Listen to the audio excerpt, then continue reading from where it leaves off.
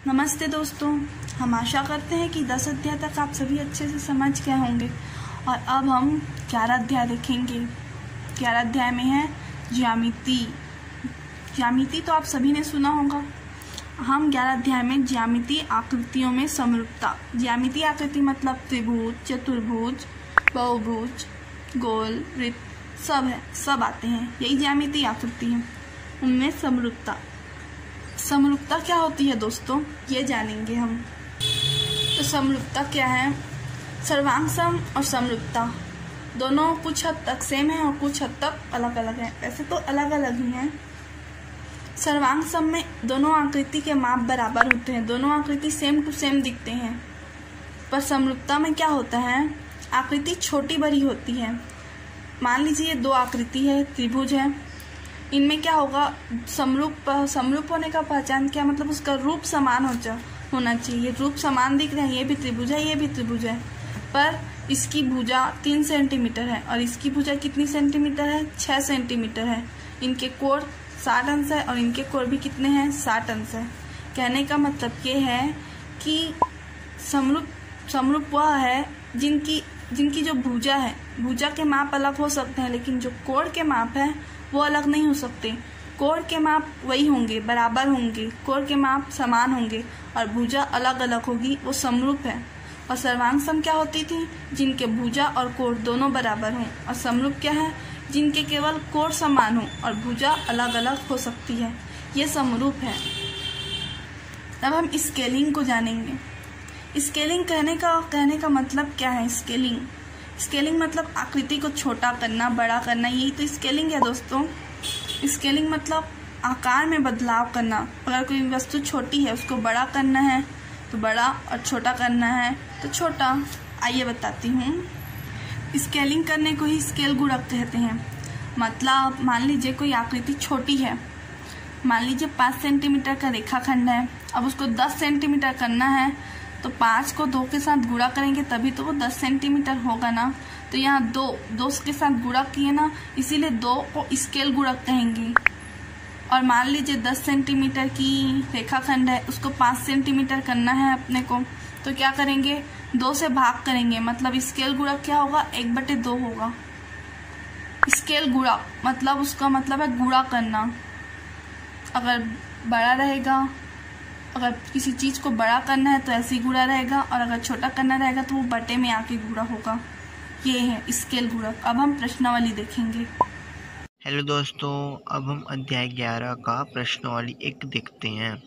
प्रश्नावली 1 का पहला क्वेश्चन क्या दिया है, खेत के नक्शे को 1 सेंटीमीटर अनुपात 10 मीटर स्केल किया गया है। नक्शे में खेत का माप 3 सेंटीमीटर × 4 सेंटीमीटर है। तो खेत का वास्तविक क्षेत्रफल वर्ग मीटर में ज्ञात कीजिए। यहाँ जो खेत का जो वास्तविक क्षेत्रफल है उसे हमें वर्ग मीटर में ज्ञात करना है। ठीक है दोस्तों, तो दिया है खेत के नक्शे को स्केलिंग किया गया है, जिसमें 1 सेंटीमीटर बराबर 10 मीटर बुक में दिया है। फिर नक्शे में खेत की माप क्या दिया है बुक में, 3 सेंटीमीटर × 4 सेंटीमीटर। अब यहाँ जो 1 सेंटीमीटर है, मतलब जो 3 फिर सेंटीमीटर, तो जो सेंटीमीटर है उसके जगह हम क्या रख देंगे, 10। तो यहाँ मैं लिख दिया हूँ। अतः यहाँ प्रश्न में दिया गया है कि 1 सेंटीमीटर बराबर 10 मीटर। ठीक है दोस्तों, तो 3 × 10 मीटर × 4 × 10 मीटर, तो 10 दिया 30 मीटर × 10 चौक 40 मीटर। तो गुणा करेंगे 30 मीटर × 40 मीटर का, जो तो 40 × 30 तो आ जाएगा 1200 मीटर। तो मीटर है तो वर्ग। अब यहाँ जो स्क्वायर लगा है उसे हम वर्ग बोलते हैं। तो बुक में भी दिया है कि वर्ग में ज्ञात करना है, तो 1200 वर्ग मीटर, स्क्वायर को हटा के यहाँ लिख दिया वर्ग मीटर। ठीक है दोस्तों, तो हमारा आंसर उत्तर क्या हो जाएगा, अतः खेत की वास्तविक क्षेत्रफल 1200 वर्ग मीटर है। ठीक है दोस्तों, अब हम दूसरा क्वेश्चन देखते हैं। एक बात बता दूं मैं आपको, स्केलिंग गुणक अगर 1 से कम होती है, मतलब जो आकृति है उसका आकार छोटा हो रहा है और अगर स्केलिंग गुणक का मान 1 से ज़्यादा है, मतलब जो आकृति है उसका आकार बड़ा हो रहा है, और यहाँ स्केलिंग गुणक 1 से कम है, मतलब ये आकृति छोटी होगी। हमें स्केलिंग करने के बाद उस आकृति की भुजा की माप ज्ञात करनी है। आइए देखते हैं। देखिए, मान लीजिए ये एक 3600 वर्ग सेंटीमीटर की वर्गाकार पेंटिंग है।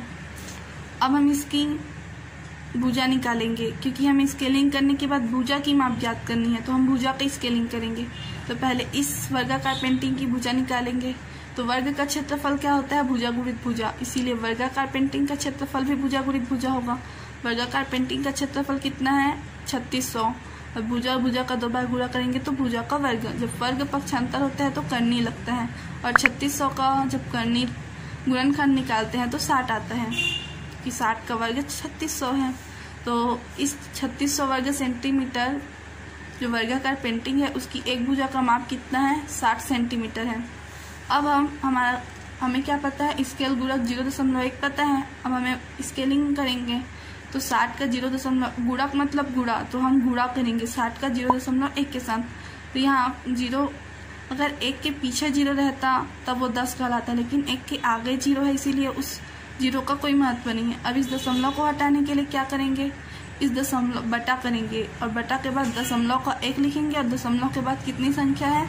1 संख्या है, तो 1 0 लगा देंगे। ये 0 और ये 0 कट गया, 6 कम 6 सेंटीमीटर आ गया। तो स्केलिंग करने के बाद भुजा की माप कितनी हुई? 6 सेंटीमीटर हुई। इस तरह से हमारा बन गया। अब हम तीसरा क्वेश्चन देखेंगे। तीसरे क्वेश्चन को देखते हैं। तीसरे क्वेश्चन में क्या दिया है? किसी शहर के नक्शे में रेलवे स्टेशन से एयरपोर्ट हवाई अड्डा की दूरी 30 सेंटीमीटर है। यदि नक्शे का पैमाना 2 सेंटीमीटर अनुपात 7 किलोमीटर है, तो रेलवे स्टेशन से एयरपोर्ट की वास्तविक दूरी किलोमीटर में क्या होगी? इसमें जो रेलवे स्टेशन से एयरपोर्ट की जो वास्तविक दूरी है उसको किलोमीटर में ज्ञात करना है। ठीक है दोस्तों, तो तीसरा प्रश्न दिया है, नक्शे में रेलवे स्टेशन से एयरपोर्ट की दूरी कितना है? 30 सेंटीमीटर। फिर प्रश्न में क्या दिया है? स्केल गुणज 2 सेंटीमीटर बराबर 7 सेंटीमीटर। अब यहाँ जो 2 सेंटीमीटर है उसको हम मतलब 1 सेंटीमीटर में लेते हैं, तो 1 सेंटीमीटर बराबर 7/2 किलोमीटर।